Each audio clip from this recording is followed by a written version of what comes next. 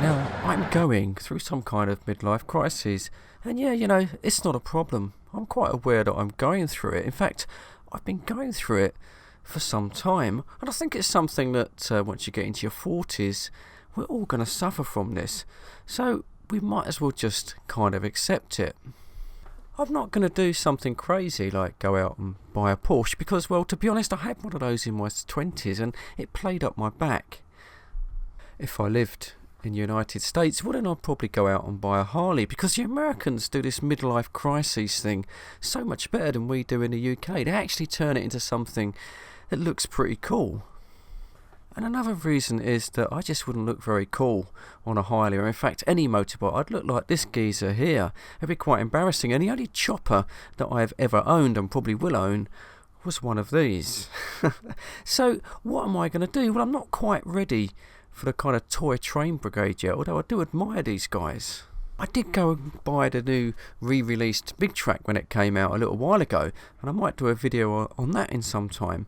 But no, what I'm talking about are the kind of things that you really wanted when you was a child and your parents just couldn't afford to buy you these things, and you could never earn enough money to get them. And now you're in this kind of golden position where you could actually go out and buy some of this stuff, but you have to be careful because not all was good. In fact, some of it, when you look back, was pretty naff, and it's careful that you don't want to start collecting it because those things are addictive and you end up like this guy here, which I think is a little bit sad.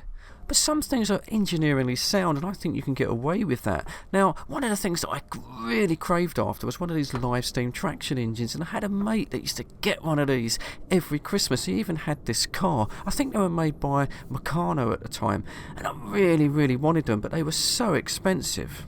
Around 6 months ago, I thought I'd have a look on eBay, maybe get one of these small stationary engines, because of course, these are going to be worth nothing nowadays. Yeah, right.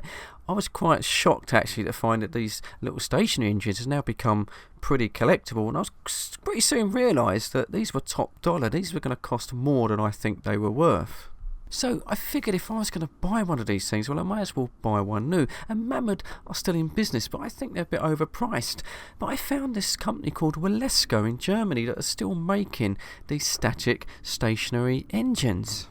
I decided to scratch this itch for once and for all and sent off to Germany for one of their static engines.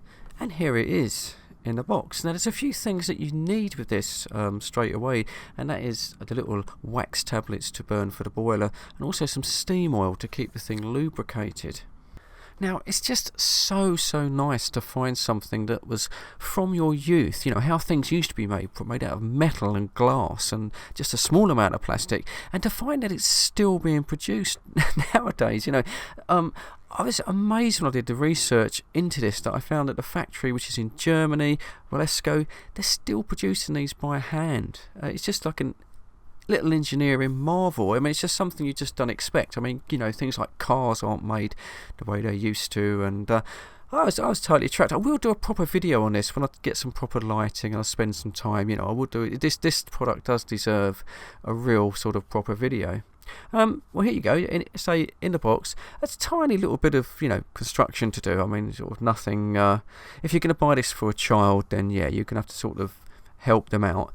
You get a couple of or four of these wax paraffin tablets to fire the thing. A little tiny bit of oil just to get you going. That's quite important. And very small amount of construction needed. Just to basically connect a couple of wires, and you're good to go.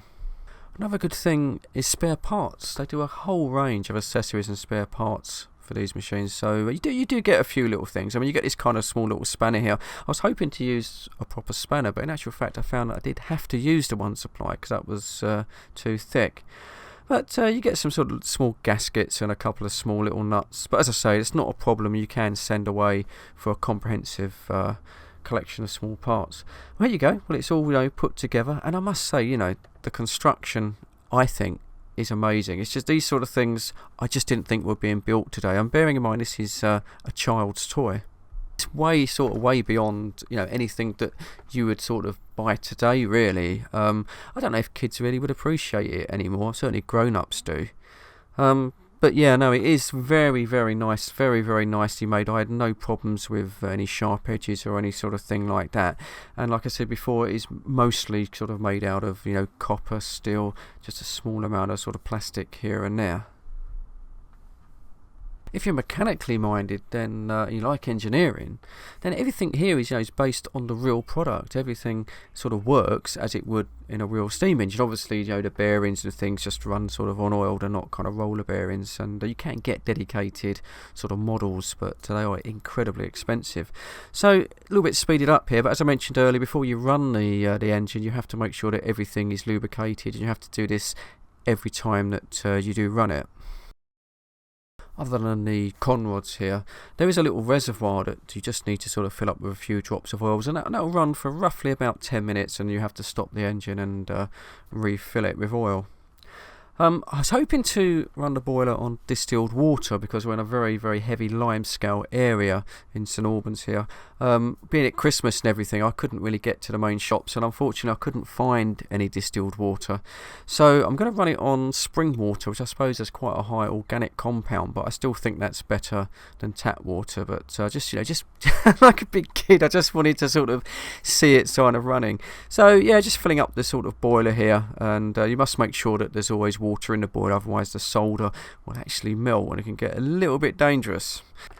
The boiler does have a safety valve just at the top here, which I think triggers just over 5 bar. But of course, steam, it is dangerous stuff. It does burn quite badly, so if you're buying this for a child, for example, you do need to supervise him or her at all times. It's not something you can just walk away from.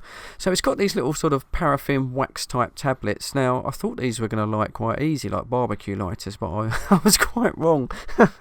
I couldn't get them to go on their own.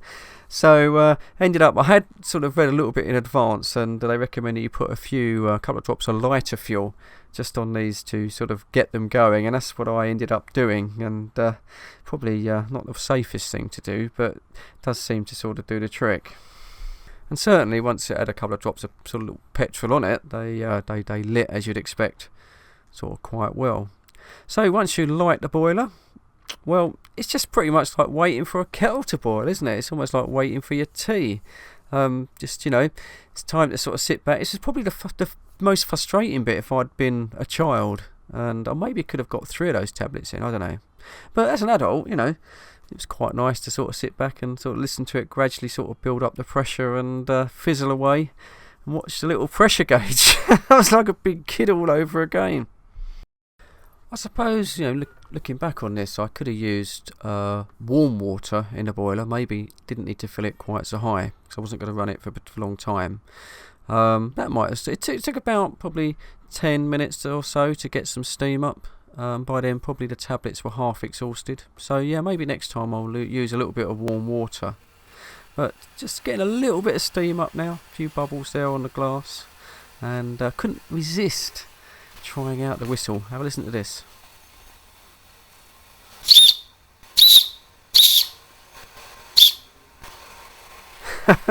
And that let all my steam out again, so I had to wait for the pressure to build up. But just a big kid, aren't I, really?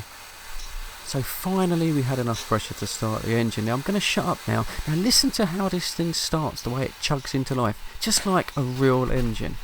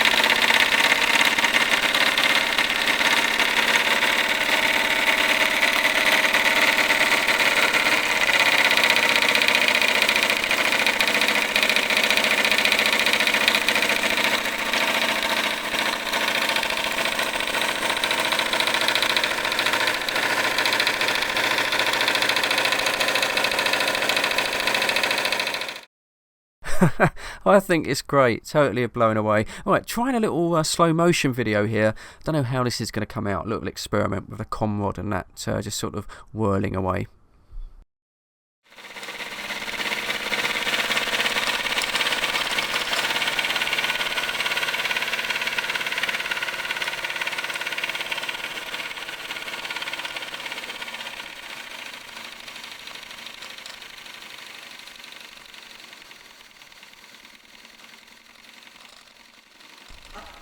Quite interesting, that 6-volt output from the generator. I'll be interested to find out how much ampage that really puts out. I mean, it's not going to be a lot, but I'm sure I can run something from that. Be quite interesting. Well, anyway, there you go. I did say that we're going to have a different variety of hobbies other than radio in 2016, and this is just one of them. Got all of the cabinet now and all of the switch gear for the arcade machine, and that will be a whole complete series coming up next year. Anyway, for now, I'd like to say hope you all had a nice Christmas, and we'll be catching you in 2016 with more videos. But as always, cheers, thanks for watching, catch you on the next one.